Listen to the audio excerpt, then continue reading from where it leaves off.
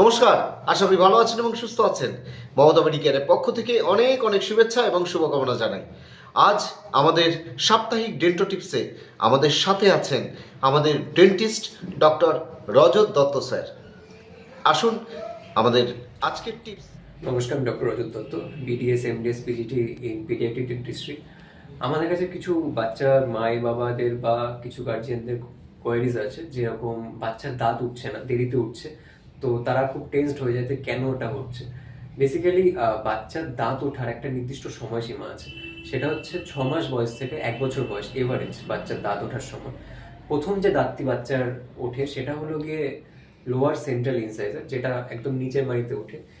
এছাড়াও আমরা বলতে পারি যে বাচ্চার দাঁত দেরিতে ওঠার কিছু স্পেসিফিক কারণ আছে, যেরকম জেনেটিক কারণ, অর্থাৎ শিশুটার যদি মা বাবার দেরিতে দাঁত ওঠে সেক্ষেত্রে শিশুটিরও দেরিতে দাঁত উঠছে। দ্বিতীয় কারণ হচ্ছে গিয়ে প্রিম্যাচিওর বেবি, অর্থাৎ যে শিশু অলরেডি প্রিম্যাচিওর সেই শিশুর যে গ্রোথটাও সেটাও অনেক দেরিতে হয়, বিভিন্ন রকম গ্রোথ, তো সেক্ষেত্রে দাঁত ওঠাটাও দেরিতে আসে তার। এছাড়াও বিভিন্ন রকম অ্যাসোসিয়েট সিনড্রোম, যেরকম রিকেট হতে পারে বাচ্চার, বা যেসব বাচ্চাদের হাইপোথাইরয়েডিজম হয় সেই সব বাচ্চাদের ক্ষেত্রেও আমরা দেখি দাঁত দেরিতে উঠছে। এছাড়াও রয়েছে যেরকম ক্যালসিয়াম ডেফিসিয়েন্সি বা ভিটামিন ডেফিসিয়েন্সি, এগুলো কিন্তু অন্যতম কারণ বাচ্চাদের দেরিতে দাঁত ওঠা। তো আমরা সবসময় বাচ্চার গার্জিয়ানদের বলে আসি যে এটা চিন্তার কোনো কারণ নেই। একটা বাচ্চার যখন প্রথম দাঁত উঠছে অথবা বাচ্চার যখন বয়স 1 বছর কমপ্লিট হচ্ছে, তখন হচ্ছে সঠিক সময় তার ডেন্টাল চেক আপ করানোর। অর্থাৎ তার তখনকার যেরকম মাড়ি এবং দাঁতের কন্ডিশন এবং ভবিষ্যতে দাঁত কীরকম হবে সেটা তখন থেকে ধীরে ধীরে আমরা ডেন্টাল চেক আপের মধ্যে দিয়ে যাব। এছাড়াও যেসব বাচ্চাদের দাঁত দেরিতে উঠছে আমরা তাদের সাজেস্ট করি যে একটু শক্ত খাবার ইন্ট্রোডিউস করানো। লাইক আমরা যদি একটু ছোট আপেলের টুকরো বা একটু ছোট নাশপাতির টুকরো বাচ্চাকে খাওয়ানোর জন্য দিতে পারি, সেক্ষেত্রে একটা বাচ্চারা ফোর্স জেনারেট করে মাড়ি থেকে, তো সেক্ষেত্রে একটা প্রেশার পয়েন্ট ক্রিয়েট হয়, সেখান থেকে একটা দাঁত ওঠার জন্য একটা প্রেশার বা ফোর্স পায়, সেক্ষেত্রে দাঁতটা এলিভেট হয়। তো এটাই বলার ছিল, ডেন্টাল চেক আপ বাচ্চাদের খুব জরুরি, আর ভয় পাবার কোনো কারণ নেই, আমরা সবসময় আপনাদের পাশে আছি। এই ধরনের গুরুত্বপূর্ণ তথ্য আমাদের সাথে ভাগ করে নেবার জন্য আপনাকে অনেক অনেক ধন্যবাদ। এবং এই ধরনের গুরুত্বপূর্ণ তথ্য আপনার মাধ্যমে অনেক মায়েদের কাছে পৌঁছতে পেরে আমাদের এখন মনে হচ্ছে যে অনেক মায়েদের মুশকিল আসান আমরা করতে পারলাম।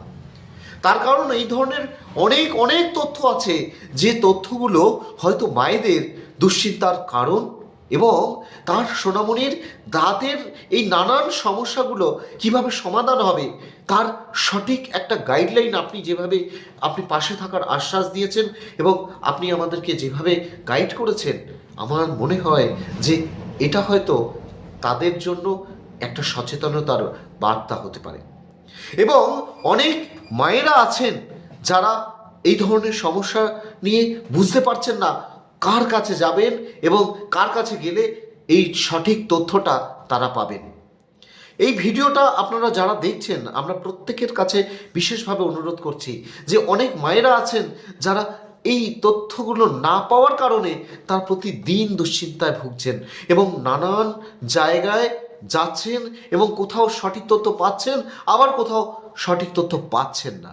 আমরা তাদের জন্য আপনাদের কাছে বিশেষ করে অনুরোধ করছি যে আপনাদের প্রিয়জনদেরকে এই ভিডিওটি শেয়ার করে এই গুরুত্বপূর্ণ তথ্যগুলো জানতে সহযোগিতা করুন।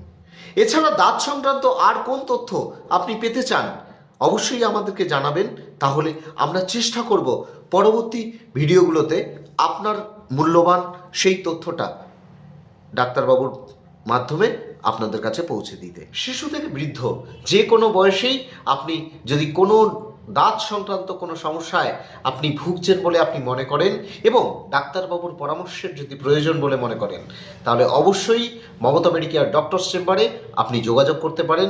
আমাদের যোগাযোগ নাম্বার 9932711074।